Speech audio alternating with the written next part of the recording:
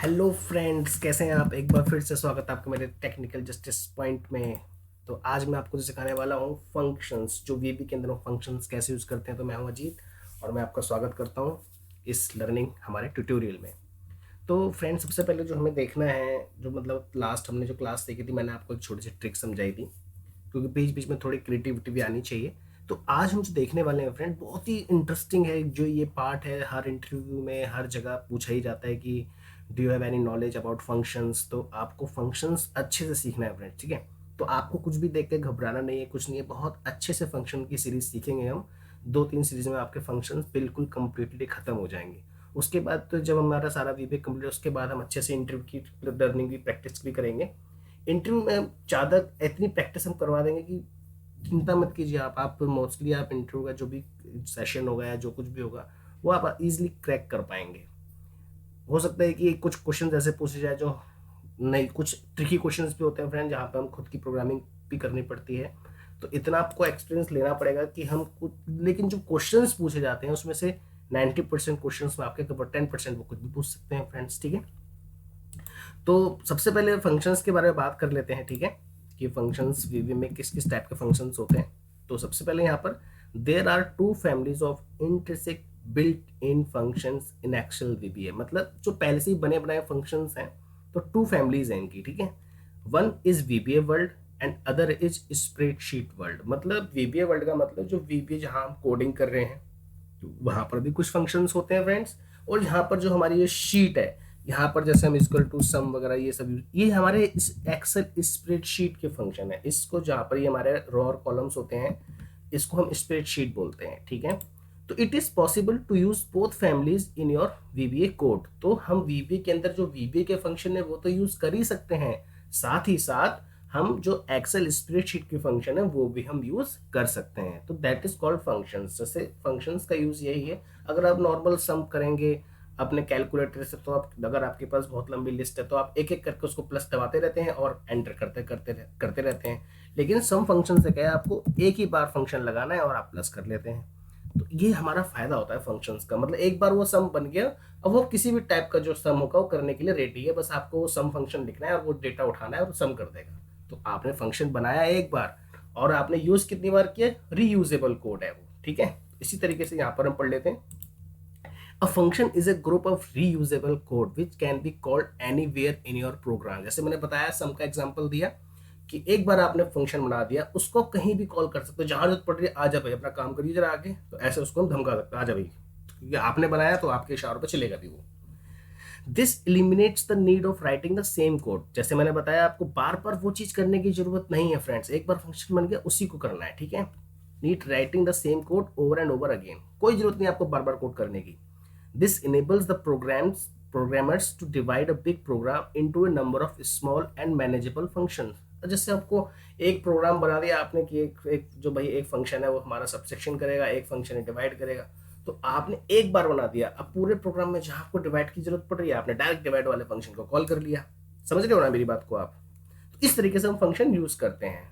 तो यहाँ देखो फंक्शन की डेफिनेशन भी ऐसे ही है। A VBA function can have an optional return statement. This is required if you want to return a value from function, ठीक है।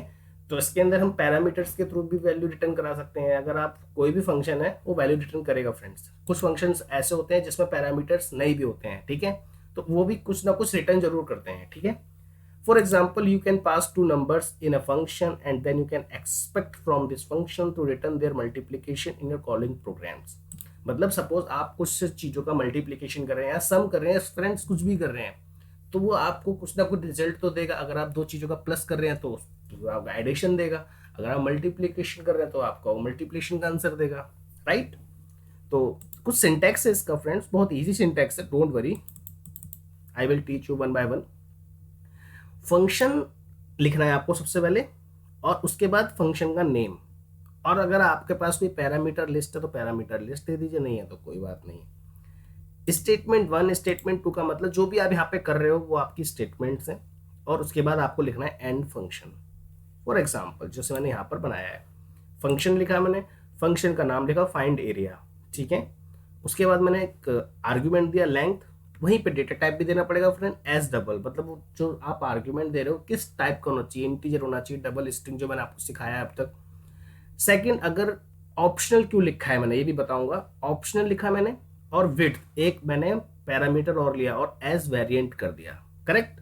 अब इसमें होगा क्या, जो मैंने ऑप्शनल लिखा है अगर सपोज मैं सेकंड पैरामीटर नहीं भी देता हूं, ठीक है, तो भी मेरा काम ये चलेगा, कोई एरर नहीं देगा, दैट इज कॉल्ड ऑप्शनल। आप दो या मत दो वो ऑप्शनल है, ठीक है।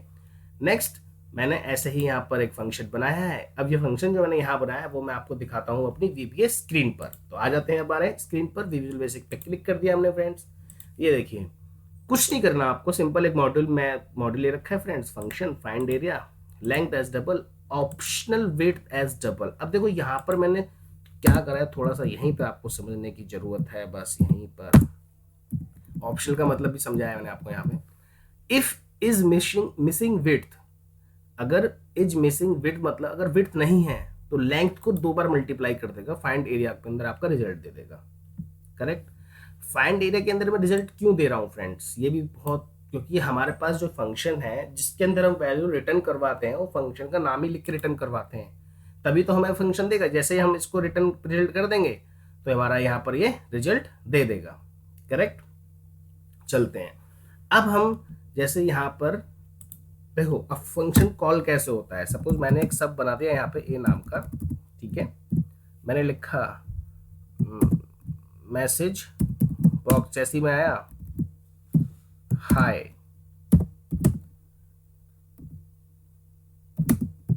You are ready to call function of find area, ठीक है। तो मैंने क्या करा यहाँ पे, सिंपल फंक्शन को कॉल कराना है मेरे को, ठीक है। तो हम क्या करेंगे फ्रेंड्स बताओ, हमें कुछ नहीं करना, एक आर्ग्यूमेंट देना है। क्या देना है, आर्ग्यूमेंट। कैसे देंगे हम, या तो हम यहाँ पर कॉल कर लें, ठीक है, ऐसे करके, और यहाँ पर हमें पैरामीटर भी देना पड़ेगा। क्या देना पड़ेगा, पैरामीटर। जैसे मैंने दिया 3, ठीक है, और कोमा क्या दिया मैंने 1, विड्थ भी दे दिया मैंने 1। क्या दे दिया मैंने, विड्थ। तो 3 इंटू विड्थ, ये इस तरीके से आपका कॉल हो जाना चाहिए। तो हम चलते हैं F8 करते हैं फ्रेंड्स, ठीक है। Hi you are ready to call function of find area, कोई बात नहीं, फिर चलते हैं, ऊपर आ गया।